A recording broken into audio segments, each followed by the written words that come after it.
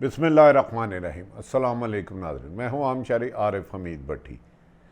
आज लाहौर से मुख्तलिफ अहम तरीन ख़बरों के साथ नाज़रीन, अफ़गानिस्तान में अबूरी हुकूमत के सेटअप को मुकम्मल कर लिया गया है। अहम तरीन ख़बर बताते चलें, जिस पर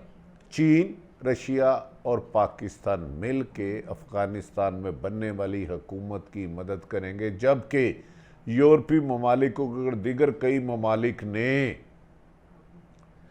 अफ़गानिस्तान में मिलकर आगे उन्हें कामयाब करने की यकीन दहानी कराई है। जबकि इसके बरक्स तालिबान ने एक यकीन दहानी कराई है कि अफ़गानिस्तान की सरजमीन किसी हमसाया ममालिक के लिए दहशतगर्दी के लिए इस्तेमाल नहीं होगी। जैसे ही DG/ISI फैज़ हमीद का दौरा अफ़गानिस्तान हुआ तो उसमें कहा जा रहा है फैज़ हमीद ने भारत में दहशतगर्दी की तरबियत हासिल लेने वाले अफ़गानिस्तान में छुपे हुए जासूसों की निशानदेही की। उस देर के बाद भारत का मीडिया वाह वेला कर रहा है, चीखों पुकार कर रहा है कि पाकिस्तान के DG/ISI वहाँ गए, जबकि इसके बरक्स यूरोपीय यूनियन और ख़ुद अमेरिका जब अपना इनखला कर रहा था फ़ौजों का, उस दौरान उन्होंने कहा था कि अगर पाकिस्तान इस वक्त अमन के लिए कलीदी किरदार अदा ना करता तो अफ़गानिस्तान से अमेरिका और UNO की फ़ौजों के इनखला पर, NATO की फ़ौजों के इनखला पर बहुत बड़ी तबाही हो सकती थी। नाज़रीन, बरतानवी वज़ीर ख़ारजा ने अमेरिका को कह दिया है कि अब वो दुनिया में ताकत के ज़ोर पर, जंग के ज़ोर पर कब्ज़े की रविश को तर्क कर दे, जबकि अब पूरी दुनिया इस वक्त अमेरिका पर तनकीद कर रही है कि उन्होंने जिस मुल्क में गए, इराक, शाम, दीगर ममालिक में तबाही डाली, और अब अफ़गानिस्तान से पसे पर्दा अमेरिकन हुकाम ने मुलाकात पाकिस्तान के ज़रिए करके एक यकीन दहानी ली है कि अब अफ़गानिस्तान अगर UNO की पॉलिसियाँ और इंसानी हकूक़ की मुकम्मल पासदारी करता है, तालिबान नहीं, जो तालिबान शूरा की हुकूमत बन रही है, अफ़गान शूरा की हुकूमत बन रही है, तमाम स्टेक होल्डर उसके साथ मिलकर वहाँ अक़लियत और कवानीन को हकूक़ देंगे तो अमेरिका भी उसे तस्लीम कर सकता है। ये इंडिकेशन भारत के लिए एक बहुत बड़ी अलार्मिंग थी। उसके बाद भारत ने कहा जा रहा है, चीखों पुकार और झूठे प्रोपेगेंडे शुरू कर दिए हैं। दूसरी तरफ नाज़रीन, यूरोपीय यूनियन ने भी तालिबान के साथ इनडायरेक्ट मुज़ाकरा करते हुए कहा कि अगर वहाँ इंसानी हकूक़ की पासदारी की जाती है, अफ़गानिस्तान में जो हुकूमत बनाती है वो आलमी कवानीन की पासदारी करती है, उस अफ़गानिस्तान की ज़मीन सरजमीन पर नहीं होगी तो उनको तस्लीम किया जाने पर गौर किया जाएगा। और ये बात नाज़रीन, अगली बात, रशिया और चीन ने तालिबान के साथ तवील मुज़ाकरात के बाद उनको ये यकीन दहानी करा दी है कि वो आइंदा हर इशू पर अफ़गानिस्तान को सपोर्ट करेंगे, जिसके बदले में अफ़गानिस्तान हुकूमत ने यह यकीन दहानी करा दिया कि वो किसी भी सूरत में अपनी सरजमीन को किसी दुश्मन मुखालिफ मुल्क के लिए इस्तेमाल नहीं करने देंगे और दहशतगर्दी का मुकम्मल तौर पर अफ़गानिस्तान में ख़ात्मा किया जाएगा, चाहे वो उस दहशतगर्द तंजीम का किसी भी मुल्क के ख़िलाफ़ कोई काम हो। नाज़रीन, इस बात पर अमेरिका में आजकल 20 साल अरबों रुपया डॉलर लगा कर नुकसान करना, और अमेरिका की इस जंगी पॉलिसियों ने पिछले 4 सदूर ने मकरूज़ कर दिया है पूरी दुनिया का। अब अमेरिका में पेंटागन और अमेरिकी अवाम की तरफ से प्रेशर डाल रहा है कि अमेरिका अब गुंडागर्दी की रस्म को छोड़े और जंगों के ज़रिए मुल्क पर कब्ज़ा करने की रविश को ख़त्म करके दीगर ममालिक में तरक्याती काम करके अपनी जगह बनाए, जैसे चीन बना रहा है। नाज़रीन, अमेरिका भी अब कहा जा रहा है कि उसको एहसास हो रहा है कि वो जिस मुल्क में गया और उसने खरबों डॉलर लगाए, लेकिन जैसे ही वहाँ से निकला उसकी गिरफ्त कमज़ोर हो गई और वो ममालिक और दुनिया में अमेरिका नापसंदीदा होता जा रहा है। और अब अमेरिका के थिंक टैंक ये फैसला कर रहे हैं कि आइंदा जो बाइडन को सख्ती से कहा जाए कि दीगर ममालिक में मदखालत की, इंटरफेरेंस और जंग की पॉलिसियों को तर्क किया जाए। ये सारी खुशखबरियाँ पाकिस्तान के लिए है। नाज़रीन, आज वज़ीर आज़म पाकिस्तान से सऊदी हुकाम ने चंद दिन पहले बरतानिया के वज़ीर ख़ारजा ने, पाकिस्तान के वज़ीर ख़ारजा और आर्मी चीफ से दर्जनों ममालिक के अहम तरीन शख्सियात ने राब्ते की और पाकिस्तान की कोशिशों को सराहा। और ये इस बात पर पाकिस्तान का शुक्रिया अदा किया कि अफ़गानिस्तान के गैर मुल्की फ़ौज के इनखला उसी वक्त मुमकिन हुआ जब पाकिस्तान ने अमन के लिए अपना किरदार अदा किया, वरना बहुत भारी जानी नुकसान हो सकता था। नाज़रीन, आजकल भारत को खासी चीखों पुकार है और उनके मीडिया शोर मचा रहा है कि अफ़गानिस्तान में अगर अमन होता है तो फिर पहले पाकिस्तान और चीन मिलकर सी पैक के लिए माशी तरक्की के दीगर ममालिक के लिए रास्ते खोल रहा था। अगर अफ़गानिस्तान में भी अमन हो जाता है तो फिर चीन वहाँ इन्वेस्टमेंट करेगा और सी पैक के लिए वहाँ से भी रास्ते खोलेगा। तो भारत इस सूरत हाल पर ना माशी कमज़ोर हो जाएगा बल्कि दफाई तौर पर भी कमज़ोर हो जाएगा, क्योंकि भारत के मुताबिक पाकिस्तान और चीन में माशी और दफाई अहम तरीन मुआहदे हो चुके हैं, जिससे पाकिस्तान नाकाबिल शिकस्त बन चुका है। इस तरीके से मोदी की भी हुकूमत खतरे में आती जा रही है। नाज़रीन, जबकि बरतानवी यूरोपीय यूनियन ने तालिबान से मुज़ाकरात करते हुए उन्हें ये यकीन दहानी कराई है कि वो आने वाले वक्त में अमेरिका या किसी भी मुल्क के लिए अफ़गानिस्तान की हुकूमत जो बनेगी उनकी कारकर्दगी देखते हुए तस्लीम करने का फ़ैसला करेंगे। जबकि अमेरिका के इस फैसले और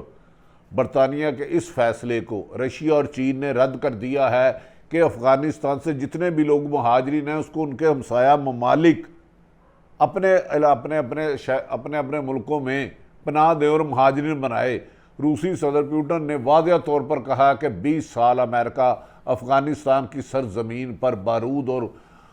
असले की बारिश करता रहा। अब अगर इसको बहुत ज़्यादा शौक़ है अपने मुहाजिरीन उनको गले लगाने का, या जो अपने उन्होंने एजेंसियों के और हसास अदारे के जासूस रखे हुए हैं उन्हें अपनी ममालिक में ले जाए, हर मुल्क अपनी पॉलिसी के मुताबिक फ़ैसला करेगा।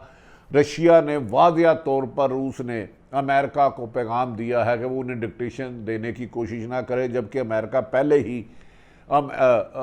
चीन पहले ही अमेरिकन पॉलिसियों से इनखराफ कर चुका है। और इस वक्त अफ़गानिस्तान से 5 बड़े डेलीगेशन चाइनीज़ अफ़गानिस्तान का विज़िट कर चुके हैं और उनसे मामला तय कर चुके हैं और उन्हें यकीन दहानी करा चुके हैं कि वो आने वाले दिनों में अगर अफ़गानिस्तान में पूरी कौम से मुश्तरका मिलकर एक हुकूमत बनाती है, तमाम ग्रोह एक तरह इकट्ठे हो जाते हैं, तो अफ़गान अबूरी हुकूमत का चीन भरपूर साथ देगा और इस सिलसिले में पाकिस्तान से बहुत जल्द बड़े पैमाने पर खुराक के ज़ाहिर उनको पहुँचाना शुरू कर दिए जाएंगे। जबकि ये भी कहा जा रहा है कि अफ़गानिस्तान पर बार बार ये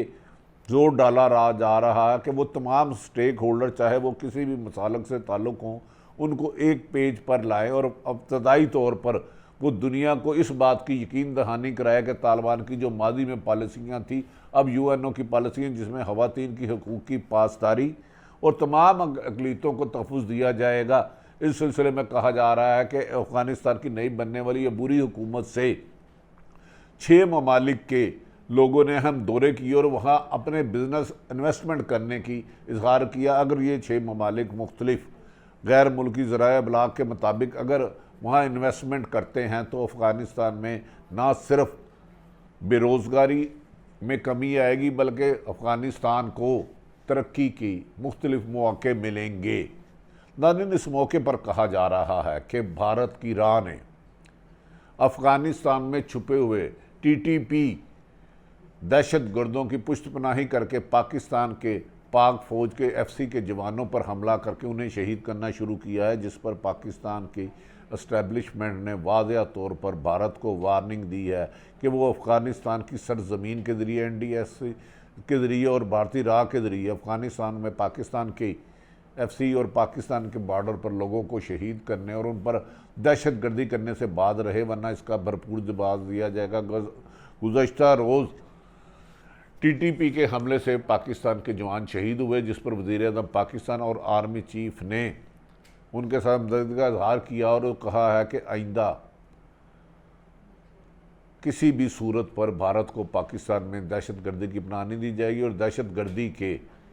जो ट्रेनिंग सेंटर भारत में कायम किए गए हैं और जो अफ़गानिस्तान में उसके जासूस मुख्तलिफ़ शक्लों में अफ़गान शहरी बन के रह रहे हैं उनके ख़िलाफ़ क्रैकडाउन किया जाएगा। इस सिलसिले में DGISI फैज़ हमीद ने जो आर्मी चीफ से हदायत लेकर वहाँ गए थे उसके दौरे को नहायत अहम करार दिया जा रहा है और कहा जा रहा है इसके बाद आने वाले चंद दिनों में तालिबान अफ़गानिस्तान में दैश और अलकायदा के ग्रोहों के खिलाफ बड़े पैमाने पर ऑपरेशन कायम करेंगे ताकि अफ़गानिस्तान को अमन का गहवारा बनाया जा सके। इस सिलसिले में सऊदी अरब ने भी पाकिस्तान को ये यकीन दहानी कराई है कि पाकिस्तान अगर चीन के साथ मिलकर CPEC के रूट्स को मुकम्मल करता है और ग्वादर पोर्ट को फाल करता है तो